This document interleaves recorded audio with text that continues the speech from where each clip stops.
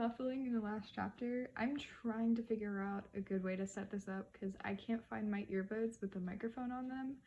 So we're doing this with wireless earbuds. Okay. Chapter 13 starts on page 69. If you're following along in a hardcover book, I'll try to get the pages put up on the screen. 13. There's time to spare. This is one of the things I wasn't prepared for. The amount of unfulfilled time, the long parentheses of nothing. Time is white sound. If only I could embroider, weave, knit, something to do with my hands. I want a cigarette. I remember walking in all art galleries through the 19th century, the obsession they had with harems, dozens of paintings of harems, fat women lolling on divans, turbans on their heads or velvet caps being fanned with peacock tails, an etch in the background, standing guard. Studies of the sedentary flesh, painted by men who'd never been there. These pictures were supposed to be erotic, and I thought they were at the time, but I see now that they were what they were really about. They were paintings about the suspended animation, about waiting, about objects not in use. They were paintings about boredom, but maybe boredom is erotic, when women do it for men. I waited, washed, brushed, fed, like a prize pig. Sometime in the 80s, they invented pig balls, for pigs who were being fattened in pens. Pig balls were the large, colored balls. The pigs rolled around on them with their snouts. The pig marketers said this improved their muscle tone. Pigs were curious. They liked to have something to think about. I read about that in the Introduction to Psychology, and at the chapter on caged rats who had given themselves electric shocks for something to do, and the one on pigeons trained to peck a button that made a grain of corn appear. 3 groups of them. The first one got 1 grain per peck, the second got 1 grain every other peck, and the third was random. When the man in charge cut off the grain, the first group gave up quite soon. The second group a little later, the third group never gave up. They pecked themselves to death rather than quit. Who knew that would work? I wish I had a pig ball. I lay down on the braided rug. You can always practice it, Aunt Lydia. Several sessions a day, fitted into your daily routine. Arms at the sides, knees bent. Lift the pelvis, roll the backbone down, tuck again. Breathe in the count of 5, hold, expel. We do that in what used to be the domestic science room, cleared now of sewing machines and washers and dryers, in unison, lying on little Japanese mats, a tape playing it's a French word, I don't know how to say this. Laissez-flides. That's what I hear now, in my head, as I lift, tilt, breathe. Behind my closed eyes, thin white dancers flit gracefully among the trees, their legs fluttering like the wings of held birds. In the afternoons, we lay on our beds for an hour in the gymnasium, between 3 and 4. They said it was a period of rest and meditation. I thought then that they did it because they wanted some time off themselves from teaching us. And I know that the aunts not on duty went off to the teacher's room for a cup of coffee or whatever they called by that name. But now I think that the rest was also practice. They were giving us a chance to get used to blank time. A catnap, Aunt Lydia called it in her own coy way. The strange thing is that we needed rest. Many of us went to sleep. We were tired there a lot of time. We were on some kind of pill or drug, I think. They put it in the food to keep us calm, but maybe not. Maybe it was the place itself. After the first shock, after you'd come to terms, it was better to be lethargic. You could tell yourself that you were saving up your strength. I must have been there 3 weeks when Moira came. She was brought into the gymnasium by 2 of the aunts in an unusual way, while we were having our nap. She still had her old clothes on, jeans and a blue sweatshirt. Her hair was short. She defied fashion as usual, so I recognized her at once. She saw me too, but she turned away. She already knew what was safe. There was a bruise on her left cheek turning purple. The aunts took her to a vacant bed where the red dress was already laid out. She undressed and began to dress again, in silence. The aunts standing at the end of the bed, the rest of us watching from inside our slitted eyes. She bent over. I could see the knobs on her spine. I couldn't talk to her for several days. We looked only. Small glances, like sips. Friendships were suspicious, and we knew it. We avoided each other during the mealtime lineups in the cafeteria and in the halls between classes. But on the fourth day, she was beside me during the walk, 2 by 2 around the football field. We weren't given white wings until we graduated. We only had veils, so we could talk as long as we did it quietly and didn't turn to look at one another. The aunts walked at the head of the line and at the end, so the only danger was from others. Some were believers and they might report us. "This is a loony bin," Moira said. "I'm so glad to see you," I said. "Where can we talk?" said Moira. "The washroom," I said. "Watch the clock. End stall, 2:30. That was all we said. It makes me feel safer that Moira is here. We can go to the washroom if we put our hands up, though there's a limit on how many times a day. They mark it down on a chart. I watched the clock electric around. At the front, over the green blackboard. 2:30 comes during the testifying. Aunt Helena is there as well as Aunt Lydia, because testifying is special. Aunt Helena is fat. She once headed a Weight Watchers franchise operation in Iowa. She's good at testifying. It's Janine, telling about how she was gang raped at 14 and had an abortion. She told the same story last week. She seemed almost proud of it while she was telling. It may not even be true. At testifying, it's safer to make things up than say you have nothing to reveal. Since Janine, it's probably more or less true. But whose fault was it? Aunt Helena says, holding up the one plump finger. Her fault, her fault, her fault, we chant in unison. Who led them on? Aunt Helena beams, pleased with us. She did, she did, she did. Why did God allow such a terrible thing to happen? Teach her a lesson, teach her a lesson, teach her a lesson. Last week, Janine burst into tears. Aunt Helena made her kneel at the front of the classroom, hands behind her back, where we could see all of her red face and dripping nose. Her hair dull blonde and her eyelashes so light that they seemed not there. The lost eyelashes of someone who had been in a fire. Burned eyes. She looked disgusting, weak, squirmy, blotchy, pink, like a newborn mouse. None of us wanted to look like that, ever. For a moment, even though we knew what was being done to her, we despised her. Crybaby, crybaby, crybaby. We meant it, which is the bad part. I used to think well of myself. I didn't then. That was last week. This week, Janine doesn't wait for us to jeer at her. It was my fault, she says. It was my own fault. I led them on. I deserved the pain. Very good, Janine, says Aunt Lydia. You are an example.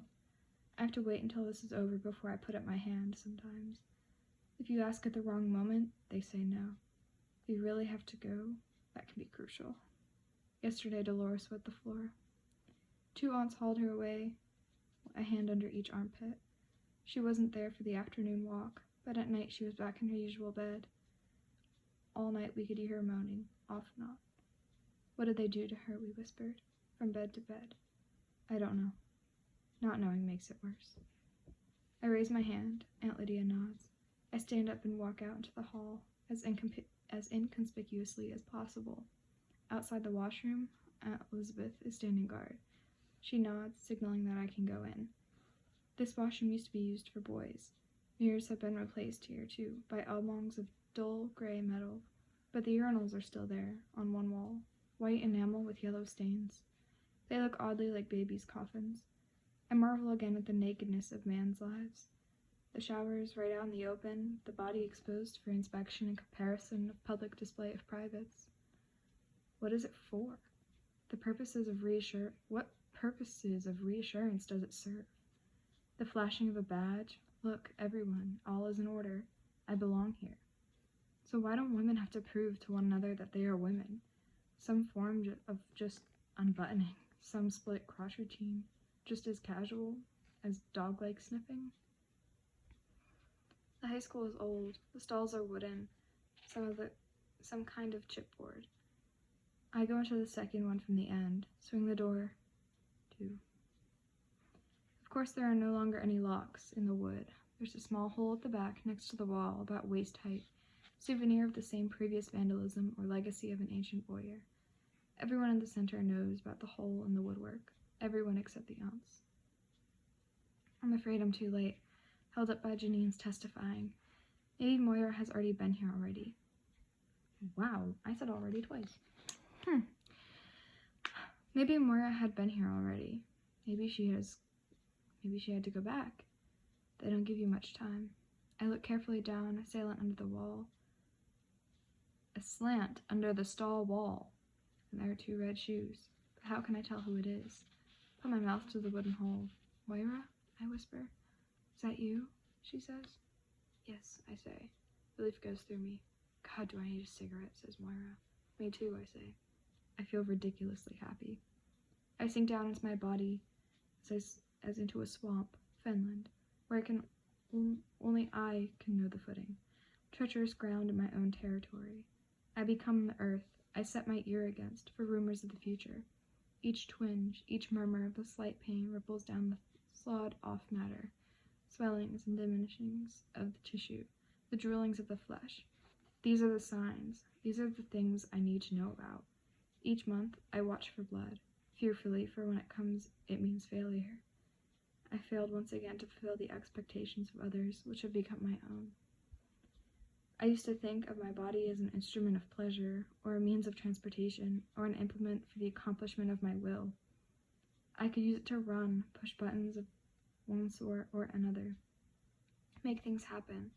There were limits, but my body was nevertheless life, single, solid, one with me.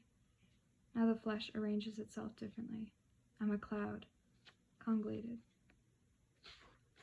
around the central object, the shape of a pear, which is hard and more real than I am, and glows red within its translucent wrapping. Inside, it's a space, huge as the sky and night, and dark curved like that. Though the black, red, rather than black, pinpoints of the light swell, sparkle, burst, and shrivel within it, countless of stars. Every month there is a moon, gigantic, round, heavy, and omen. It transits, pauses, continues on, and passes out of sight. I see despair coming towards me like famine, to feel empty again. I listen on to my heart, wave upon wave, salty and red, continuing on and on, marking time. I'm in our first apartment, in the bedroom. I'm standing in front of the cupboard, which is folding doors made of wood. Around me I know it's empty. All the furniture is gone. The floors are bare. No carpets even. But despite the cupboard is full of clothes. I think they're my clothes, but they don't look like mine. I've never seen them before. Maybe they're clothes belonging to Luke's wife, whom I've also never seen. Only pictures and a voice on the phone, late at night, when she was calling us, crying, accusing before the divorce. But no, they're my clothes all right. I need a dress. I need something to wear. I pull out my dresses.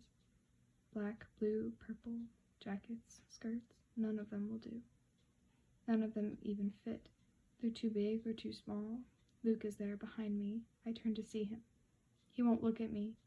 He looks down at the floor where the cat is rubbing itself against his legs, meowing plaintively. It wants food, but how can there be any food with the apartment so empty? Luke, I say. He doesn't answer. Maybe he doesn't hear me. It occurs to me that he might not be alive. I'm running with her, holding her hand, pulling, dragging her through the bracken. Only she's half awake because of the pill I gave her, so she wouldn't cry or say anything that would give us away. She doesn't know where she is. The ground is uneven, rocks, dead branches, the smell of damp earth, old leaves. She can't run fast enough. By myself I could run faster. I'm a good runner. Now she's enough. Now she's crying. She's frightened. I want to carry her, but she would be too heavy. I have my hiking boots on, and I think when we reach the water, I'll have to kick them off. But it'll be too cold. Will she be able to swim that far? What about the current? We weren't expecting this. Quiet, I say to her angrily. I think about her drowning, and this thought slows me. Then shots come behind us. Not loud, not like firecrackers, but sharp and crisp, like a dry branch snapping. It sounds wrong. Nothing ever sounds the way you think it will. And I hear the voice. Down. Is it a real voice? Or is it a voice inside my head? Is it my own voice? Out loud? I pull her to the ground and roll on top of her to cover her. Shield her. Quiet, I say again. My face is wet, sweat or tears. I feel calm and floating, as if I'm no longer in my body. Close to my eyes. There's a leaf, red, turned early. I can even see the bright vein. It's the most beautiful thing I had ever seen. I ease off. I don't want to smother her. Instead, I curl myself around her, keeping my hand over her mouth. There's a breath and a knocking of my heart, like a pounding at the door of a house at night where you thought you would be safe. It's all right, I'm here, I say. I whisper, please be quiet. But how can she? She's too young, it's too late. We come apart, my arms are held, and the edges go dark like nothing is left but a little window, very little window, like the wrong end of a telescope, like the window on a Christmas card, an old one. Night and ice outside, even within a candle, shining tree, a family. I can hear the bells, even sleigh bells from the old radio, old music, but through this window I can see, small but very clear, I can see her going away from me through the trees, which are already turning red and yellow, holding out her arms to me, being carried away. The bell wakes me, and then Cora knocks at my door. I sit up on the rug, wipe my wet face with my sleeve. Of all the dreams, this is the worst.